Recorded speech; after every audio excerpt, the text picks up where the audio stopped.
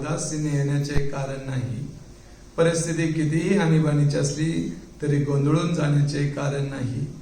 एक अधिकारी पुरुष या नात्याने भीष्मदेवाने ही गोष्ट पांडवांच्या मनावर बिंबवायची आहे.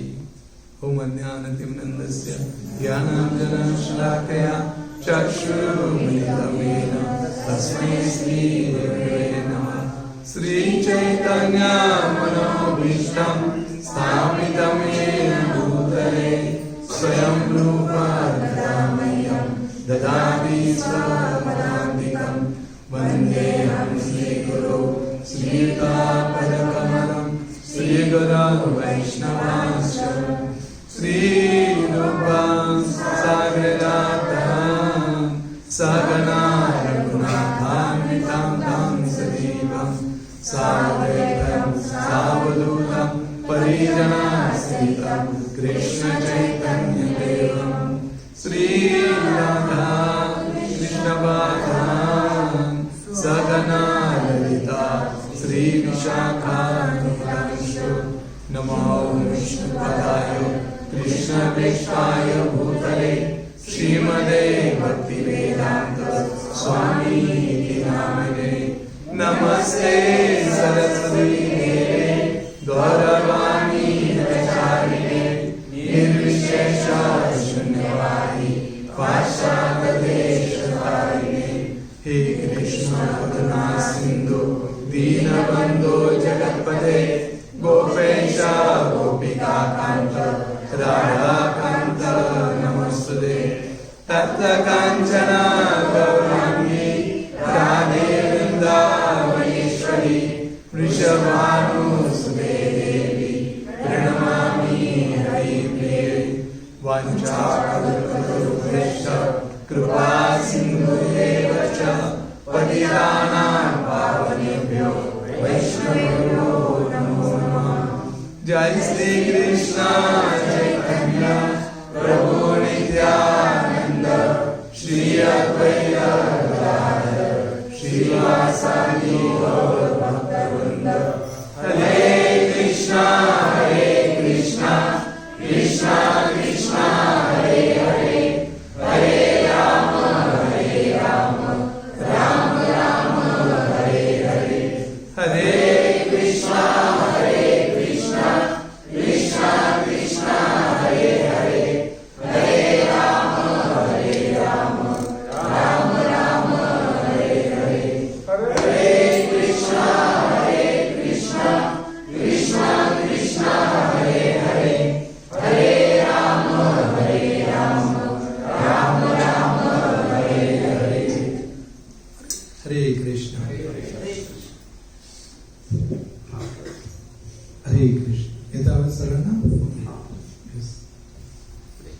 तर आजच्या सत्संग कार्यक्रमात आपल्या सर्वांचं हृदयपूर्वक स्वागत आहे. आवाज घुमतोय. हरे कृष्ण. तर आपण बघतो आताच नुकतीच संक्रांत झाली, मकर संक्रांती. तर या मकर संक्रांतीचं खास करून आपल्या गौडीय परंपरेमध्ये विशेष महत्व आहे. या दिवशी दोन घटना आपल्या गौडीय संप्रदायात झाली.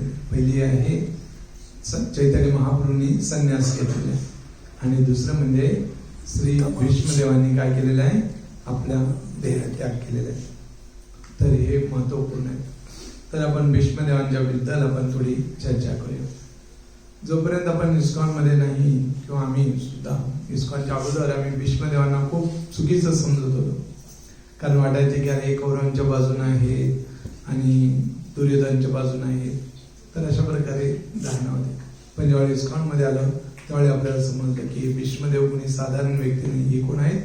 एक महाजन आहेत. 12 महाजनांपैकी एक महाजन आहे आणि स्वतः भगवंतांचे विशेष महान भक्त आहेत. तर आपण बघू शकतो की कशा प्रकारे त्यांचं जीवन चरित्र होतं. आपल्याला माहिती आहे की शंतनू महाराज की ज्यावेळी ते गंगा किनारी भ्रमण करत होते तर साक्षात गंगादेवी स्त्रीच्या रूपामध्ये त्या ठिकाणी विचरण करत होते आणि हे त्याच्याप्रती आकर्षित होतात आणि तिला इच्छा करतात की विवाह करण्याची. तर ते म्हणते मी विवाह करेन पण एक अट आहे. काय अट आहे त्याची? की ते म्हणते की मी जे काय करेल त्याला का म्हणून तुम्ही विचारायचं नाही. तर ते म्हणतात करून काय करणार. त्यामुळे ते सहजपणे तिला मोहित झाल्यामुळे ते स्वीकार करतात आणि मग त्यांचा सुंदर विवाह होतो, पुत्र उत्पन्न होतो. आणि जसं पुत्र होतं तर काय करताय, गंगेमध्ये त्याला अर्पण करते. तो राजा बघतोय पण विचारू शकतो, वचनबद्ध असल्यामुळं पूर्णपणे एकदम हृदयावर काय म्हणतात दगड ठेवून ते सहन करतो. परत दुसरा पुत्र तर राजे. हरे कृष्ण. कृपया सर्वांनी आपले मोबाईल व्हायब्रेटवर ठेवले बरोबर.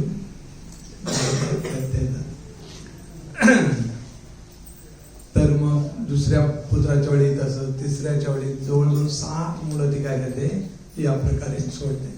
8व्या पुत्राच्या वेळी मात्र त्यांना राहत नाही आणि ते विचारतात. आणि त्यावेळी मग गंगा नाराज होते, दुःखी म्हणजे हे होते, क्रोधित होते आणि ते म्हणजे आता तुम्ही मला अडवलेलं आहे त्यामुळे मी आता निघून जाणार. तर या मुलाला घेऊन जाईल आणि मोठं झाल्यावर तुम्हाला सुपोध करेल. आणि ते घेऊन जाते. तर सांगितलं जातं की हे कोण होते, अष्टवसू होते. आणि हे अष्टवसू देवतांच्या स्वर्गलोकामध्ये होते. आणि यांनी काय केलेलं आहे की एकदा एका ऋषींची गाय त्यांनी काय केलेली, चोरी केलेली होती आणि त्यांच्या पत्न्यांच्या इच्छे खातात. आणि त्यावेळी मग ते सर्वजण योजना बनवतात आणि नेतात सर्व. त्यावेळी ते ऋषी त्यांना कळतं आणि त्यावेळी ते शाप देतात त्यांना की तुम्ही हे केलेलं आहे कृत्य योग्य नाही आणि तुम्ही काय व्हाल, तुमचा जन्म पृथ्वीवर होईल. आणि मग हे ज्यावेळी देवता लोक ऐकतात हे अष्टवसू, ते लगेच जाऊन त्यांच्या ऋषींच्या चरणावर लोटांगण घेतात आणि म्हणतात आम्हाला क्षमा करा. आणि ऋषी स्वाभाविकपणे क्षमा करतात. ते म्हणतात मी शाप दिलाय, तुम्हाला जन्म तर घ्यावा लागेल परंतु जन्मताच तुमचे काय व्हाल, लगेच परत याल इकडं. परंतु जो 8वा व्यक्ती आहे त्यानं मात्र ही सगळी योजना बनवलेली आहे आणि त्याने हे सर्व कार्यान्वित केलेलं आहे. त्यामुळे त्याला मात्र तिथं जास्त दिवस राहावं लागेल. आणि ते होते कोण, हे भीष्मदेव होते. आणि ज्यावेळी गंगा माता हे देवव्रत त्यांचं नाव असतं आणि मोठे झाल्यावर त्यांना सुपूर्द करतात. आणि शंतू महाराज बघतात की देवव्रत अतिशय पराक्रमी होते आणि सौंदर्य शक्तिशाली. आणि हे बघून ते विचार करतात की आता लवकरच हा काय होईल, हस्तिनापूरचा राजा बनेल. तर असे स्वप्न ते बघत होते. तर एक प्रसंग घडतो की एकदा ते पुन्हा एकदा अशाच गंगा किनारी भ्रमण करत होते. तर तिथं मत्स्यगंधा असते नौकेमध्ये. तर त्यामध्ये नौकाविहार करताना त्यांचं तेही तिच्याप्रती आकर्षित होतात आणि तिलाही ते लग्नाची मागणी घालतात. आणि त्यावेळी ते म्हणते की तुम्ही माझे पिता आहेत घरी, त्यांच्याशी बोला. आणि मग तिला राजांना घेऊन ती जाते घरी.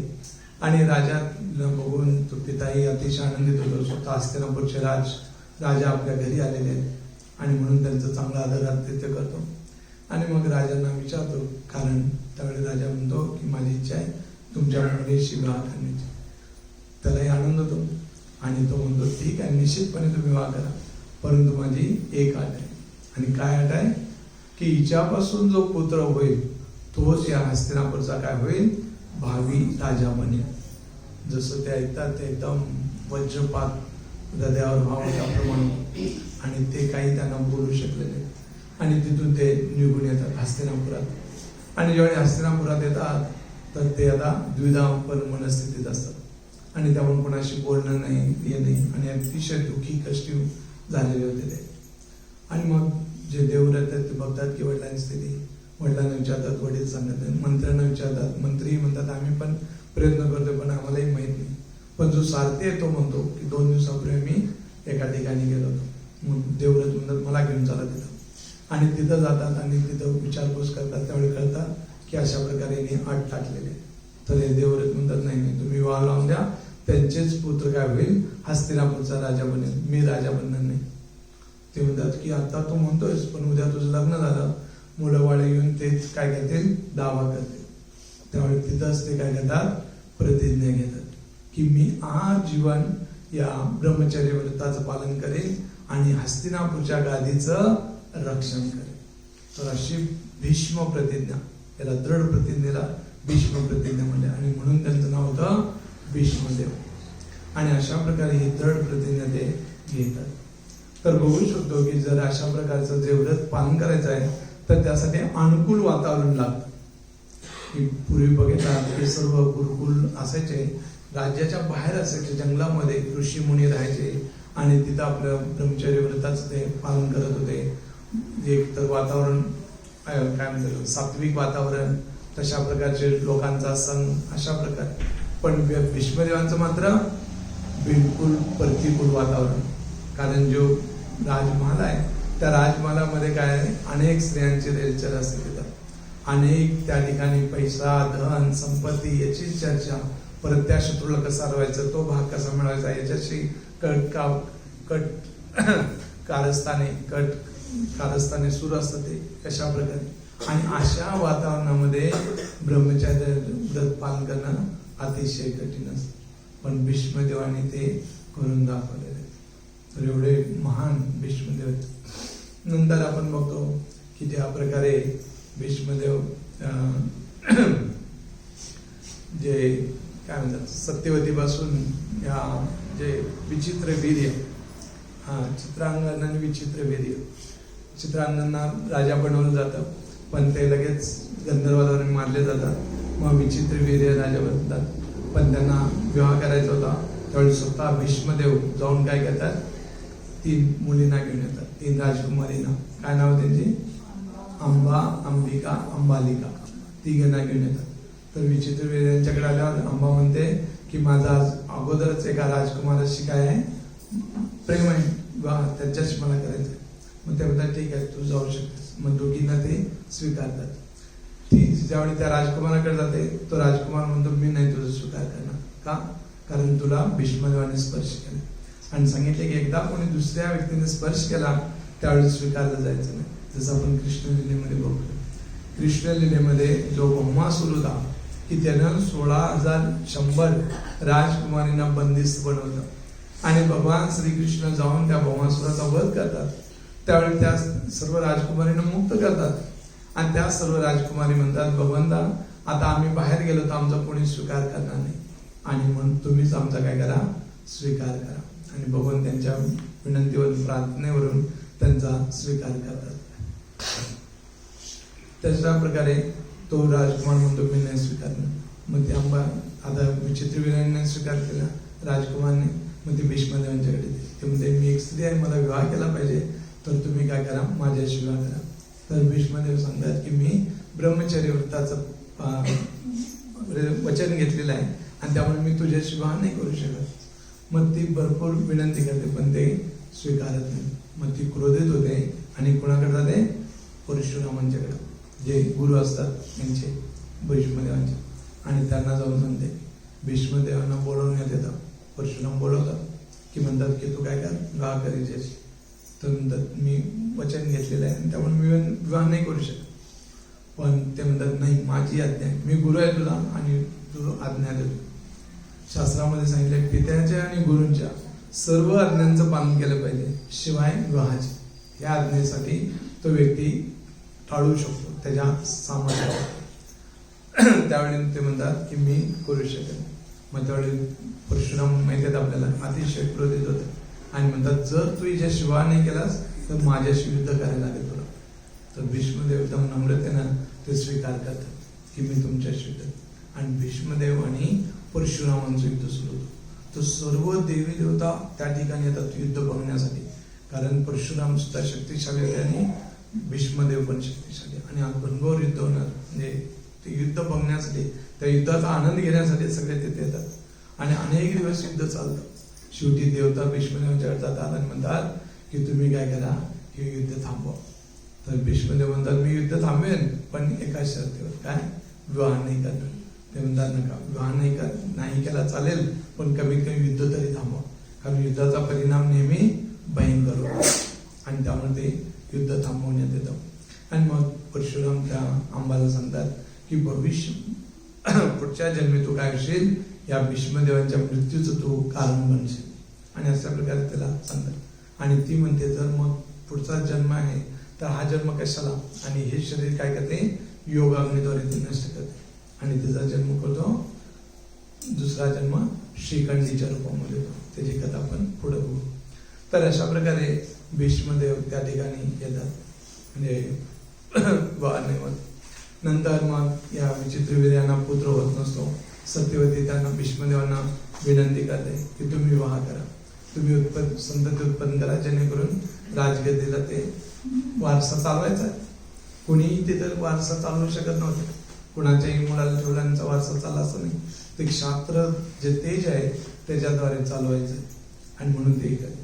पण नाही, मग शेवटी मग व्यासदेवांना बोलवण्यात येतं आणि व्यासदेवांच्या द्वारे जे यांचे जन्म होतात, पांडू, धृतराष्ट्र, पांडू आणि विदुरजी या तिघांचे जन्म होतात. आणि मग जे धृतराष्ट्र अंध असल्यामुळे त्यांना राजा नाही बनतात, पांडू बनतात. पण पांडूंचा थोड्याच वेळात काय होतं, मृत्यू होतो. मग धृतराष्ट्रांच्याकडे राज्यात येतं आणि मग धृतराष्ट्र वेगवेगळी योजना करू लागतो की पांडव लहान आहेत, पांडूंचा मृत्यू झालाय, पांडव लहान आहेत, मग आता राज्य याच्याकडे आहे. मग तो विचार करतो की हे राज्य माझ्याच मुलाला मिळावं आणि म्हणून मग तो अनेक कट कारस्थान करतो. पांडू जे भीमसेनांना विष देण्याचा प्रयत्न करतात, लाक्षागृहामध्ये या पांडवांना नेऊन त्या ठिकाणी जाळण्याचा प्रयत्न करतात. तर अशा अनेक प्रयत्न करत असतात आणि भीष्मदेव वारंवार या धृतराष्ट्रांना समजावत असतात. पण धृतराष्ट्र मात्र पुत्र आसक्तीमुळे तो समजू शकत नव्हता. अनेक म्हणतात पण तरी त्याला नाही होत. मग शेवटी काय होतं, युद्ध अटळ होतं. स्वतः भगवान शांतीदूत बनून येतात त्यांना युद्ध थांबवण्यासाठी. पण दुर्योधन म्हणतो सुईच्या टोका इतकी जमीन देणार नाही. आणि भगवान म्हणतात अरे संपूर्ण राज्य पांडवांना कमीत कमी अर्ध राज्य दे, अर्ध नाही कमीत कमी 5 गावं तरी काय कर तू त्यांना दे. पण दुर्योधन म्हणतो सुईच्या टोका इतकी जमीन सुद्धा मी देणार नाही युद्धाशिवाय. आणि मग येणे केल्या प्रकारे युद्ध सुरू होतं आणि या युद्धामध्ये कोण होते, सेनापती भीष्मदेव होते. आणि ज्यावेळी भीष्मदेव युद्ध करत होते तर त्यावेळी दुर्योधन बघतो की अरे भीष्मदेव एवढे शक्तिशाली आहेत, हे 1-2 दिवसामध्येच युद्ध व्हायला पाहिजे, खतम व्हायला पाहिजे. पण हे भीष्मदेवांचं काय पांडवाप्रती खूप सॉफ्ट कॉर्नर आहे, एकदम काय म्हणतात त्यांना प्रेमळ आहेत. आणि तो प्रेमळपणा युद्ध हरण्यासाठी कारणीभूत होईल.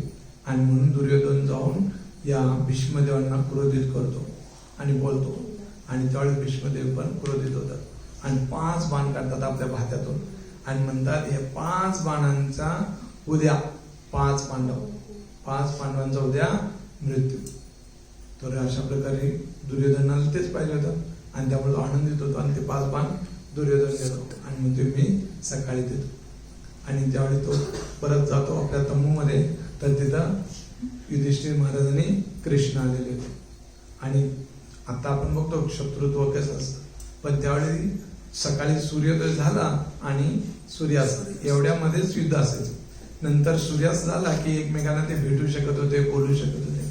तशा प्रकारे हे त्यांच्या तंबूमध्ये आलेले. आणि मग दुर्योधन त्यांचं स्वागत करतो आणि अतिशय आनंद होतो. तो म्हणतो काय पाहिजे ते मागा, मी द्यायला तयार आहे. राज्य जरी पाहिजे असेल ते सुद्धा द्यायला तयार आहे. जे सुईच्या टोकावर देणार नव्हता तो राज्य आता सहज द्यायला लागला. भगवान म्हणते ते राज्य नाही पाहिजे आम्हाला, काय पाहिजे आता ते 5 बाण पाहिजे. ते 5 बाण घेतात आणि निघून जातात. दुसऱ्या दिवशी भीष्मदेव अतिशय पेशाने तयार होते आणि दुर्योधन म्हणतात ते 5 बाण. तर दुर्योधन मान खाली घालून बरं. मग भीष्मदेव ओळखतात की कानाने काहीतरी चालाकी केलेली आहे आणि त्यामुळे म्हणतात काही हरकत नाही, आज मी असं घनघोर युद्ध करणार, एक तर अर्जुनाचा मृत्यू होणार, नाहीतर भगवंतांना आपलं वचन तोडावं लागणार. कृष्णाने काय वचन घेतलं तर की शस्त्र उचलणार नाही. तर भीष्मदेव प्रतिज्ञा करतात एक तर अर्जुनाचा मृत्यू नाहीतर भगवंतांना शस्त्र उचलायला लागणार. आणि अशा प्रकारे द्वेषानं ते युद्ध करतात आणि पूर्णपणे काय होतं की त्यांचा रथ अर्जुनाचा छिन्न भिन्न होतो. आणि आता एक बाण सोडून अर्जुना मारणार त्या क्षणीच भगवान काय करतात, त्या रथाचं चाक उचलतात आणि भीष्मदेवांच्यावर चालून जातात. आणि मग अर्जुन येऊन त्यांना अडवतो, त्यांचं चरण पकडतो, तुम्ही फोटो व्हायचा असं समजा. मग त्यावेळी भीष्मदेव पण त्यांनाही भगवान स्वतः येत आहेत तर तेही तयार होतात पण येणे कारण थांबतात. मग नंतर या अर्जुनांना भगवान पाठवतात भीष्मदेवांच्याकडे. आणि कशासाठी पाठवतात की तुमचा मृत्यू कशामुळे होईल. आपल्याला कोणी विचारलं तर ज्यावेळी भीष्मदेवांना विचारलं तर अर्जुन विचारतो तुमचा मृत्यू कशामुळे होईल. तर भीष्मदेव आनंदित होतात आणि म्हणतात मी याच दिवसाची वाट बघत होतो. आणि ते सांगतात जर एखादी स्त्री माझ्या समोर आली तर मी युद्ध करत नाही. आणि त्याचा इंगित होता श्रीखंडीकडे. आणि दुसऱ्या दिवशी अर्जुन आपल्या रथावर या श्रीखंडीला गेला आणि भीष्मदेव एकही बाण चालवत नाहीत, पण अर्जुन मात्र त्या भीष्मदेवांच्यावर इतका बाणांचा वर्षाव करतो की सांगितलं जातं की 2 बाणांच्या मध्ये काय एक बोट जाणार नाही एवढे बाणांचे त्यांच्या शरीरात होते. आणि त्या बाणांच्या काय म्हणतात शय्येवर ते झोपतात, लेटतात. आणि इकडं मग युद्ध सुरू राहतं आणि युद्ध संपतं. आणि आता युद्ध संपल्यानंतर आता या मकर संक्रांतीचा दिवस येतो. सूर्य उत्तरायणामध्ये प्रवेश करतो. तर कित्येक लोक म्हणतात भीष्मदेव त्या उत्तरायणाची वाट बघत होते, तर उत्तरायणाची वाट बघत नव्हते ते. तर सांगितलं जातं की भगवंतांची वाट बघत होते ते. आणि ज्यावेळी युद्ध संपतं त्यावेळी भगवान सर्व पांडवांना घेऊन भीष्मदेवांच्याकडे येत असतात. आणि कसे येतात, सर्व पांडवांना एकदम सजवतात, पूर्णपणे अलंकार घालतायत, ज्वेलरी, मुकुट, भरजरी कपडे. तर कोणी शरीर त्यागत असेल कोणी तर आपण तसं जातो का, जसं एखाद्या लग्नात सजवून चाललोय तसं नाही, एकदम पांढरे कपडे काढतो, दुखी कष्टी चेहरा करून त्या ठिकाणी जात असतो. पण या ठिकाणी भगवंत असं का बरं घेऊन येतात पांडवांना, कारण या भीष्मदेवाने जीवनभर पांडवांना केवळ हालापेष्टामध्येच बघितले जातं. आणि आता मरताना त्यांनी भगवंतांना दाखवायचं होतं की बघा हे पांडव आता हस्तिनापूरचे राजे झालेले आहेत.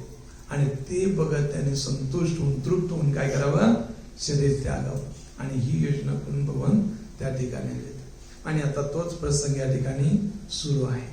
आणि ज्यावेळी आता भगवान ज्यावेळी युधिष्ठिर महाराज होते त्यांना हृदयातून खूप ग्लानी होते की माझ्या एकट्याच्या राज लोलुपतेसाठी एवढ्या सर्व लोकांचा स्नान झालाय. अनेक स्त्रियांचे जे सिंदूर उजळलेले आहेत, अनेक मुलांचा मृत्यू झालेला आहे, अनेक जे नातेवाईकांचा मृत्यू झालेला आहे. तर हे सर्व मृत्यू झाला आहे ते केवळ माझ्या एकट्याच्या लोभापुढे. आणि तिथं बाजूलाच भगवान होते काउन्सिलिंग करायला. आणि भगवान सांगतायत की नाही तुझ्यामुळे नाही, आपण गेलो त्याला शांतीदूत म्हणून मी स्वतः गेलो तरी दुर्योधन ऐकला नाही. आणि त्यामुळे दुर्योधन कारण नाही, तुम्ही कारण नाही. पण जो युधिष्ठिर मानचा शोक दूर झाला नाही. जसा अर्जुन शोक झाला त्यावेळी भगवंताने गीता ऐकवली, त्याचा शोक दूर झाला. पण इथं भगवान युधिष्ठिर मानांना शोकमुक्त करतायत, पण युधिष्ठिर मानचा शोक दूर होत नाही. तर आचार्यगण म्हणतात का बरं असं, तर भगवान बाजूनं सांगतायत की तुझ्यामुळे झालेलं नाही, पण हृदयात परमात्माच्या रूपात त्याला नाही तुझ्यामुळे झालं. आणि त्यामुळे त्यांचा शोक दूर झाला नाही. आणि दुसरं कारण आता त्यांना भीष्मदेवांचं ग्लोरिफिकेशन करायचं होतं. भीष्मदेवांच्या कर्वे युधिष्ठिर महाराजांना ज्ञान द्यायचं होतं. आणि म्हणून भीष्मदेवांनी युधिष्ठिर महाराजांना घेऊन भगवान त्या ठिकाणी येतात. आणि ज्यावेळी मग ते ज्ञान देत असतात भीष्मदेव त्यावेळी द्रौपदी हसू लागते आणि म्हणते की जीवनभर तुम्ही केवळ दुर्योधनाचं काय केलेलं आहे, नमक खाल्लेलं आहे. आणि तुम्ही जे पांडव आमचे धर्मशील आहेत यांना कसं काय बरं ज्ञान देऊ शकता. तर भीष्मदेवी असतात आणि म्हणतात तू म्हणते बरोबर आहे, पण आता या अर्जुनाने या सर्व बाणांच्या द्वारे काय केलंय, माझं सर्व रक्त शुद्ध केलेलं आहे आणि मी त्यांना आता उपदेश देऊ शकतो. आणि ते बोलायला सुरू करतात. आणि बोलायला जसं सुरू करतायत बरोबर ते युधिष्ठिर महाराज काय करतायत, नाडी पकडतायत. नाडी काय पकडतायत, कारण युधिष्ठिर महाराज तो शोक करत होते की माझ्यामुळे झालं. आणि म्हणून ते म्हणतात अहो कष्टम अहो अन्यायम योधा धर्मनंदन जीवितुम न तम क्लिष्टम विप्रधर्माच्युत आश्रय. तर ते म्हणतात अहो कष्टम, की पहिलाच भीष्मदेव आश्चर्य व्यक्त करतात की तुम्हाला किती कष्ट सहन करावं लागत है. आणि अहो अन्यायम, एखादं कष्ट आपल्या जीवनात आलं तर आपण सहज येणे केले प्रकारे बाबा कर्म वाईट आहे, काळ वाईट आहे किंवा अशा प्रकारे आपण आपलं येणे केले प्रकारे आपण खेचून घेऊन जात असतो. पण अहो अन्यायम, जर कोणी अन्यायानं जर जे कष्ट देत असेल तर ते कष्ट सहन करणं काय होतं, अवघड जातं. जसं या पांडवांना जे दुर्योधन आणि शकुनी होते जाणीवपूर्वक काय करत होते, त्रास देत होते. आणि म्हणून हे कष्ट सहन करणं अतिशय अवघड होतं. जीवितुम न अर्थ क्लिष्ट. ते म्हणतात अशा ठिकाणी जिवंत राहणं सुद्धा अशक्य होतं. तरी पण तुम्ही सही सलामत या सर्व स्थितीतून बाहेर पडलेले आहेत. कशामुळं? तर ते ह्या 3 गोष्टी सांगतात. तर प्रभुपाद आपल्याला सांगतायत, जोपर्यंत एखादी व्यक्ती पूर्णपणे परमेश्वर इच्छेशी सहकार्याने वागत आहे, अधिकृत ब्राह्मणांचे व वैष्णवांचे मार्गदर्शन घेत आहे आणि धर्म तत्वांचे काटेकोरपणे परिपालन करीत आहे, तोपर्यंत अंतःकरणात निराशा आणि औदास्य येण्याचे कारण नाही. परिस्थिती कितीही आणीबाणीची असली तरी गोंधळून जाण्याचे कारण नाही. तर प्रभुपाद खास करून आपल्याला सांगताय, तर कितीही जीवनात आपल्या चढ उतार हो, किती आणीबाणीची परिस्थिती का असना, तरी आपल्याला गोंधळून जाण्याची गरज नाही. आपल्या जीवनात नैराश्य येण्याचं कारण नाही, जोपर्यंत या 3 गोष्टी आपण करतो. कोणती गोष्ट करतो? 3. पहिला आहे, प्रभुपाद म्हणतात, परमेश्वरी इच्छेशी सहकार्याने वागायचं. कोणती पहिली गोष्ट? भगवंतांच्या इच्छेशी सहकार्याने वागायचं. मी नेहमी उदाहरण देतो, कंस आणि परीक्षित महाराज. कंसालाही कळतं की 8वा पुत्र काय होणार आहे, माझ्या मृत्यूचं कारण होणार आहे. तर लगेच तो प्रतिक्रिया कशी देतो की लगेच तलवार काढतो आणि देवकीला मारण्याचा प्रयत्न करतो. वसुदेव त्या ठिकाणी हस्तक्षेप करतात, थांबवतात आणि मग सांगतात की सर्व पुत्र जे कोणी होईल, पुत्र होईल तुला मी अर्पण करेन. आणि मग त्यावेळी तो ऐकतो आणि नंतर मग बघतो एक पुत्रांना मारू लागतो. नंतर कळतं की तो 8वा पुत्र प्रकट झालेला आहे तिकडं. मग अनेक असुरांना पाठवतो, जे नाही करून काय होईल, त्याचा वध होईल आणि माझा वध होणार नाही, माझा मृत्यू होणार नाही, यासाठी कंस प्रयत्न करतो. पण काय होतं की जे आकाशवाणीने सांगितलेलं आहे, जे होणार आहे ते घडूनच राहतं. आणि यानं जेवढे प्रयत्न करतो तेवढं जास्त काय होतं, तो नैराश्य त्याच्या जीवनात येतं, जास्तीत जास्त दुःखी कष्टी होतो तो, पण जे व्हायचं होऊन जातं. पण तेच आपण बघतो परीक्षित महाराजांच्या जीवनात. परीक्षित महाराजांना शाप मिळतो, 7 दिवसाच्या आतमध्ये काय होणार आहे, तक्षक नावाचा साप येईल आणि तुम्हाला मृत्यू होईल. तर परीक्षित महाराजांची शक्ती होती, त्या जो शृंगी होता त्यालाच प्रतिशाप देऊ शकलंच. पण त्यांनी विचार केला, ही भगवंतांची इच्छा. त्यांनी काय झालं, ही भगवंतांची इच्छा आहे. आणि लगेच आपल्या मुलाला राजा बनवतात आणि ते गंगा किनारे आणि मरणाऱ्या व्यक्तीचं काय कर्तव्य आहे हे जाणून जातात. आणि तिथं मग शुकदेव गोस्वामींची भेट होते आणि सुंदर असं भागवतमचं श्रवण करतात. आणि मृत्यूच्या वेळी ते म्हणतात की मला आता या मृत्यूची भीती नाही, या तक्षकाची नाही, की विष्णू यश गाता, तुम्ही भगवंतांच्या विष्णू यशाची गाथा गाता, त्यामुळे आता तक्षक येऊ नये आणि कोणी येऊ, मला त्याची भीती नाही. आणि आचार्य गण सांगतात की तक्षक यायच्या आधीच परीक्षित महाराज भगवत धामाला गेले. हा तक्षक केवळ त्या मृत शरीराला काय करतो, दंश करून नष्ट करतो, भस्म करतो. तर म्हणजे बघू शकतो की प्रत्येक गोष्ट जी आपल्या जीवनात घडत आहे त्याला आपण काय केलं पाहिजे, आलिया भोगासी असावे सादर, किंवा ठेविले अनंते तैसेची राहावे, चित्ते असू द्यावे समाधान. तर ही गोष्ट आहे, ही भगवत इच्छेला भगवंताची इच्छा आहे, ही आपण जाणून त्याला आपण काय करतो, स्वीकार करतो. जर ती इच्छा भगवंतांची आहे आणि आपण थोडा प्रतिकार केला पाहिजे, असं नाही की हा आलंय चला, पण जाणलं पाहिजे. थोडा प्रतिकार करून पण जात नाहीये ती गोष्ट, तर आपण जाणलं पाहिजे नाही ही काय आहे, भगवंतांची इच्छा, असंच व्हावं. तर त्याला आपण स्वीकार करायला तयार असलं पाहिजे. आणि म्हणून या ठिकाणी म्हणतात परमेश्वरी इच्छेशी सहकार्य, पहिली गोष्ट. दुसरी गोष्ट सांगतात ब्राह्मण आणि वैष्णवांचे मार्गदर्शन. कारण आपण बघतो की नेहमीच आपल्या जीवनामध्ये याची काय करते, गरज पडत असते भक्तांच्या मार्गदर्शनाची. आणि जर ते मार्गदर्शन आपण नाही घेऊ तर काय होईल की आपण चुकीचा निर्णय घेऊ जीवनामध्ये, की आपण ज्यावेळी समस्येत असतो त्यावेळी आपली बुद्धी कार्य करत नाही आणि चुकीचा निर्णय घेऊ तर निश्चित काय होतं, पश्चाताप करावा लागतो आणखी. आणि म्हणून वैष्णवांचं आणि भक्तांचं मार्गदर्शन घेतलं पाहिजे. आणि तिसरं आहे धर्मतत्वांचे काटेकोरपणे पालन. त्या पांडवांनी एवढ्या जीवनात समस्या आल्या पण कधी त्यांनी विचार केला नाही, अरे दुर्योधन एवढा धर्मानं वागतो, चला आपण पण अधर्मानं वागू. कधीही त्यांनी धर्माची कास सोडली नाही. तशा प्रकारे आपल्यालाही या 3 गोष्टी पालन करायचे. कोणत्या 3 गोष्टी? एक आहे भगवत इच्छेशी समर्पण, काय म्हणतात त्याला, सहकार्य, भगवत इच्छेशी सहकार्य. दुसरं वैष्णवांचं मार्गदर्शन. आणि तिसरं या धर्माचं आचरण. कधीही अधर्माचं कास पकडायचे नाही. त्यावेळी मग ते म्हणतात, मग अशी परिस्थिती किती आणीबाणीची असेल काय हरकत नाही. आणि भीष्मदेव सुद्धा इथं आश्चर्य करतात. तर या ठिकाणी बघा भीष्मदेव काय म्हणतात, अहो या अपरिय काळाचा महिमा किती अद्भुत आहे. त्याच्या विरुद्ध कोणालाही जाता येणे शक्य नाही. नाहीतर प्रत्यक्ष धर्म नियंत्रण करणाऱ्या यम धर्माचा पुत्र राजा युधिष्ठिर, गदायुद्धात प्रवीण असलेला भीम, गांडीव धनुष्य घेऊन सिद्ध असणारा श्रेष्ठ धनुर्धर अर्जुन आणि सर्वात महत्वाचे म्हणजे या सर्व पांडवांचे कल्याण करणारे भगवान श्रीकृष्ण असे सर्वजण एकत्र असतानाही असे प्रीत कसे घडले असते. म्हणजे बघू शकतो की जे युधिष्ठिर महाराज आहेत ते सर्व धर्म जाणणारे, जे भीम आहेत अतिशय त्यांच्याकडे गदा आहेत आणि शक्तिशाली आहेत, आणि अर्जुन त्याच्याकडे गांडीव आहे, पूर्णपणे एका टणकारानं मोठमोठ्या रथी महारथींना पण घाम फोडणार आहे असा अर्जुन आहे.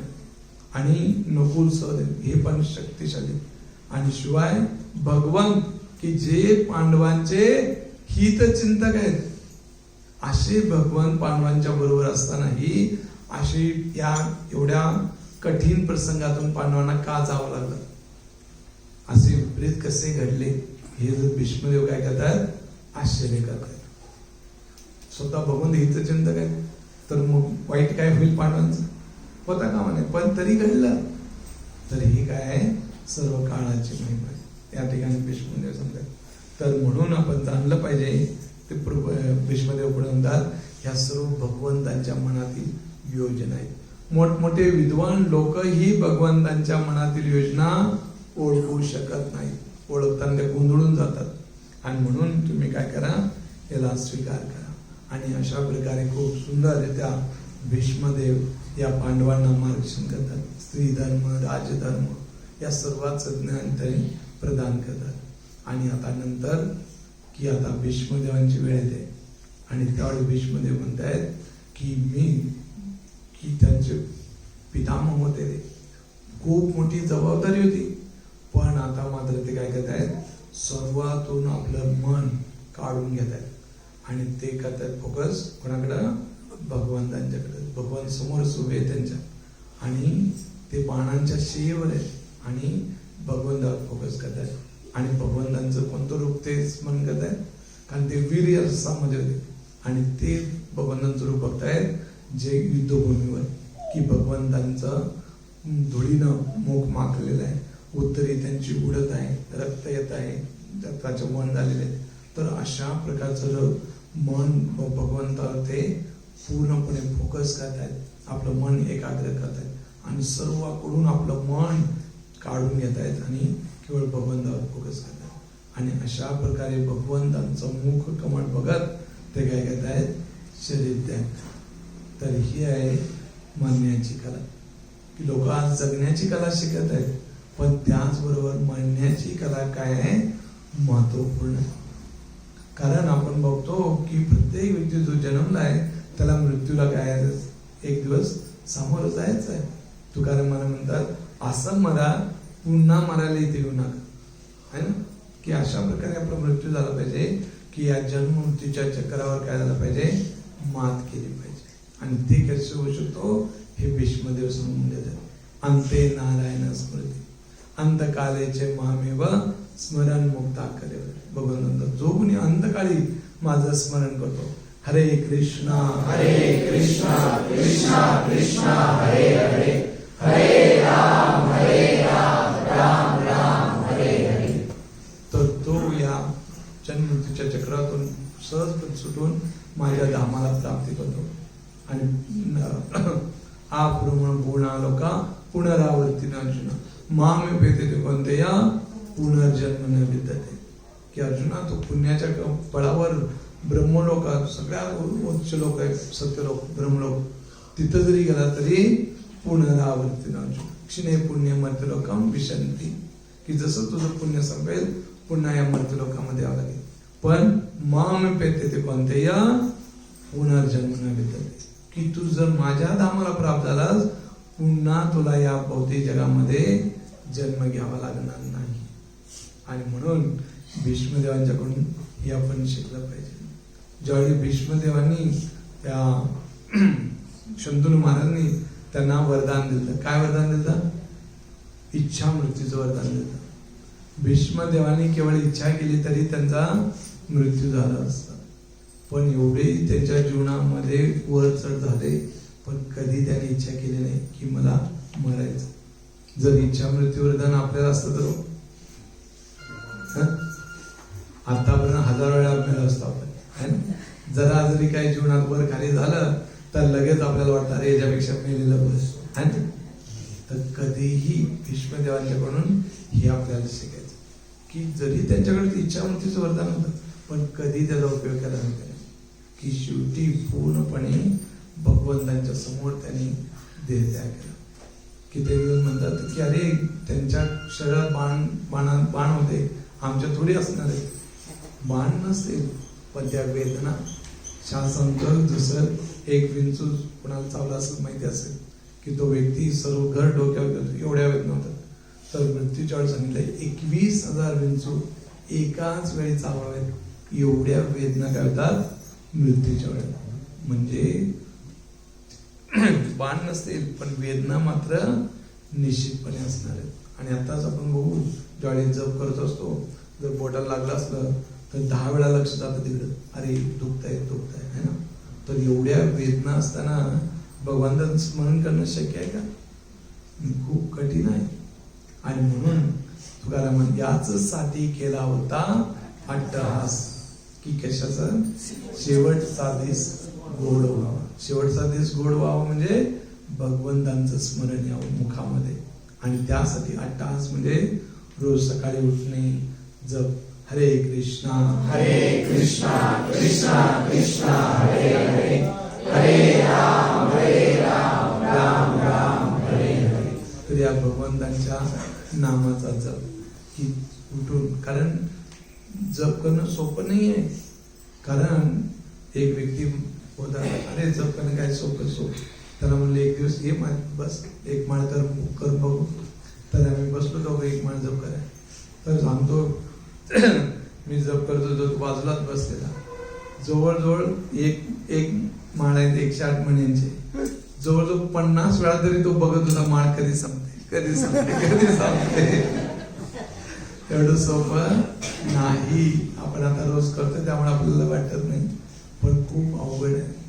कित्येक वेळा लोकांना साधा हरे कृष्णा म्हणत तरी त्या मुखातून येत नसतं. नुसतं एक नाव सुद्धा बघा तुम्ही, कधी कोणी भेटला त्याला म्हणा हरे कृष्ण म्हणा. कित्येक लोक आहेत मुखातून नावच येत नाही. का नाव येत नाही? तर त्याचं पाप त्याला अडवत असतं. आलं लक्षात? आणि म्हणून हे भगवंतांचं जे नाव आपल्याला मिळालेलं आहे तर हे खूप महत्वपूर्ण आहे. आणि प्रभुपादांनी काय केलंय, तो व्यक्ती गृहस्थ असू दे, संन्यासी असो, ब्रह्मचारी असो, भारतीय असो, अमेरिकन असो, कोणी असो, प्रत्येकाला त्यांनी काय केलंय नामजप. एक व्यक्ती प्रभुपादांच्याकडे गेला आणि म्हणला प्रभुपाद हे नामजप करणं मला खूप कंटाळ वाटला, मी काय करेन त्या दिवशी 2 तास आणखी चांगली सेवाच करतो. प्रभुपाद काय म्हणले त्याला? तर म्हणले नाही नामजप सोडून जप कर, सेवा कर. प्रभुपाद म्हणले नाही, तू काय कर 22 तास झोपून काढ. तू काय कर 22 तास झोपून काढ, पण 2 तास चांगला जप कर. का बरं? कारण ज्यावेळी व्यक्ती हरे कृष्ण महामंत्राचा जप करेल बाकीच्या गोष्टी तो आपोआप करेल. पण जप सोडून सर्व काय करत राहील तो जास्त दिवस काय संस्थेत टिकणार नाही. आणि म्हणून प्रभुपादांनी कुठल्याही देशात असो कुठेही असो प्रत्येकांना पहिला काय केलेलं आहे नामजप दिलेला आहे, की हे नाम जप करा. हा नाम जप म्हणजे काय भगवंतांशी नित्य संबंधित राहतो. आणि ते चेतोदर ब्रह्मार्जन आपोआप हृदयातील जी शुद्धी आहे तो करू लागतो. आणि जसं हृदय शुद्ध होतं त्यामुळे तो आपोआपच तो काय करतो नामजप, त्याची संख्याही वाढते, सेवाही वाढते आणि भक्तीही वाढते, सर्व काय होतं. पण नामजप सोडून तो सगळं काय करायला लागला ते जास्त वेळ नाही चालणार. आणि म्हणून प्रभुपादांनी काय केलंय हे नामजप दिलेलं सर्वांना. आणि प्रत्येकाने या नामजप आपण केला पाहिजे. तर कुणाला काही प्रश्न असेल, टीका टिप्पणी असेल तर विचारू शकतो.